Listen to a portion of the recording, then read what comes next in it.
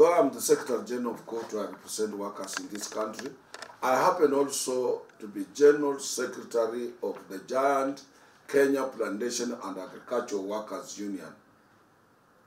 About a week ago, I think should be around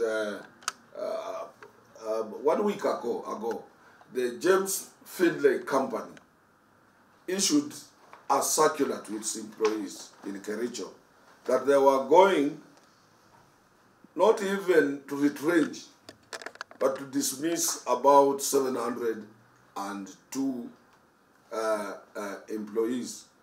This is a biggest number ever. And for the laid down enormous industrial relations machinery we have in this country, before you think of that, you must engage the union. That is the first thing you do. Secondly, you must involve the Ministry of Labor. You cannot say you are going to offload about 702 people from your company, even if the company is yours, the capital is yours, everything is yours, the land where the company is situated is yours, the laws are yours, the constitution is yours. You cannot wake up and say you are going to dismiss about 702 workers who have put in so many years loyally. You can't do that. Yeah? This is why I'm saying we moved very fast to court and obtained a court order barring James Findlay Company from evicting, dismissing, retrenching, or terminating the services of these 700 employees until our case is heard and determined. And I want to warn James Findlay. It is a colonially mindful, colonially thinking company. And it must stop that issue of colonial thinking.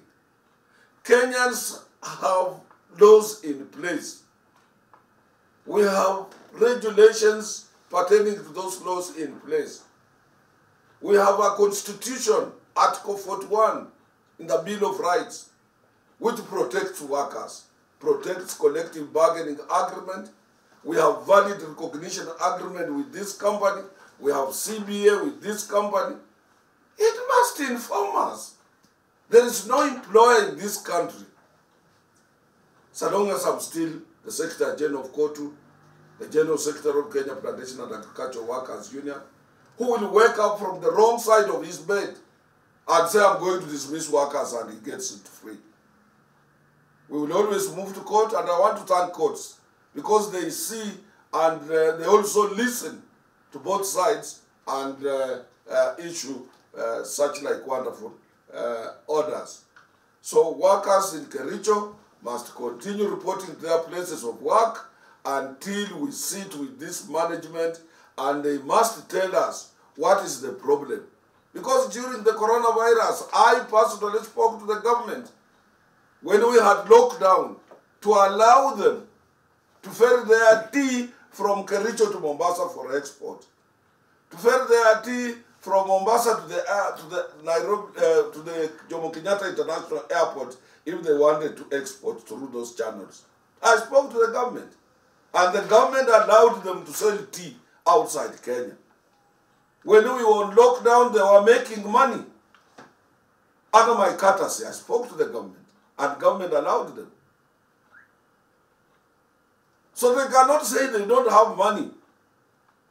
If they want to reallocate, they should tell us they are reallocating. If they want to go back to where they came from, they should say they are going back. Because we are tired with the multinationals in this country. They make decisions at will, as if Kenya has no labor laws, as if Kenya has no constitutionally elected workers' representatives.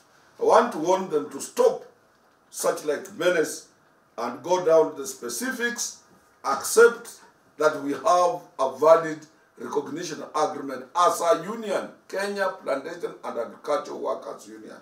We are not going to let them dance left and right with workers' rights. And some are so fake They think that once we are engaged in trying to streamline other political issues in this country, we are no longer representing workers. We are doing it for the sake of our workers. We are doing it because we want to have a government in place that can spur economic growth and hence create more employment for Kenyans.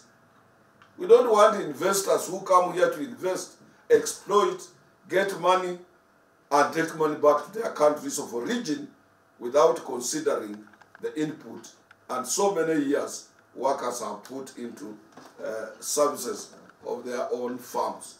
So we have obtained a court order today, and the hearing is on 10th of next month, and we will be able to argue our case, and if they have a problem, they should approach us. I know the court will compel them to come and sit with us on the table and tell us the reasons why they want, if it's a question of that they are not making money, that is false. All multinationals in tea industry, including our own KTDA, they had a free way of making money during lockdown because of coronavirus. And that cannot be an excuse at all. We had a problem in the cut flower industry and we addressed it, but never in tea.